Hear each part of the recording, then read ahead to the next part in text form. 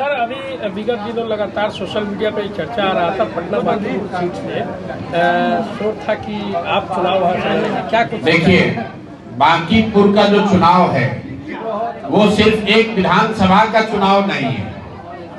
बांकीपुर भाजपा के राष्ट्रीय अध्यक्ष का सीट है। वो सीट है जो 40 वर्ष से भाजपा हारी गई है, तो उस नजरिए से वो महत्वपूर्ण है। लेकिन हम लोगों के लिए इसलिए महत्वपूर्ण है क्योंकि पिछले चुनाव में भाजपा ने जितने तरह के छल प्रपंच करके एनडीए ने लोगों का मैंडेट लिया है, नीतीश जी के चेहरे पर चुनाव लड़ा गया, वो खुद पलायन कर गए, अब नए आदमी मुख्यमंत्री बन गए। 10,000 रुपए देकर 2 लाख रुपए का लालच देकर वोट लिया गया। 2 लाख रुपए की कहीं चर्चा नहीं है। 1 करोड़ नौकरी देने का वादा करके वोट लिया गया, एक भी नौकरी किसी को नहीं मिली। भ्रष्टाचार कम करने का वादा किया गया, भ्रष्टाचार 10 का 10 वैसे बना हुआ है। तो जितने मुद्दों पर बिहार की जनता को वादा करके वोट लिया गया, अब बांकीपुर के उपचुनाव को हम लोग ऐसा समझते हैं कि वो उन वादों पर एक तरीके से रेफरेंडम होगा। अगर भाजपा चुनाव हारती है, इतने अपने मजबूत किले में चुनाव हार जाए, जो उनके राष्ट्रीय अध्यक्ष का सीट है, जो उनके मुख्यमंत्री बनने, भाजपा के मुख्यमंत्री बनने के बाद पहली बार चुनाव होगा, तो कहीं न कहीं ये बात प्रमाणित हो जाएगी कि पिछला चुनाव का जो मैंडेट है, पिछला चुनाव का जो रिजल्ट है, वो 10,000 रुपए से लिया गया है, धोखे से लिया गया है।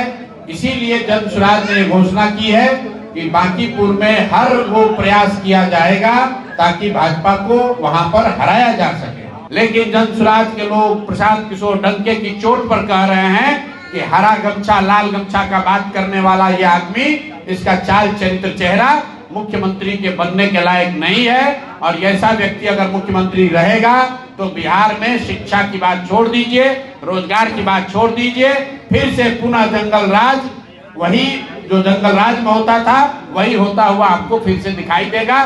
तो जन स्वराज के लोग पद की चिंता किए बगैर और आदमी सामने से कितना भी बड़ा हो उसकी चिंता किए बगैर जो सही है हम लोग बोल रहे हैं। आपके यहाँ सिवान से मंगल पांडे के खिलाफ हम लोगों ने कहा था, ये भ्रष्ट आदमी हैं, इनको हराइए। सिवान के मतदाताओं ने नहीं समझा, उनको जिता दिया। लेकिन इस बात की हमको खुशी है कि आज वो मंत्री नहीं है, आज वो मंत्री नहीं है।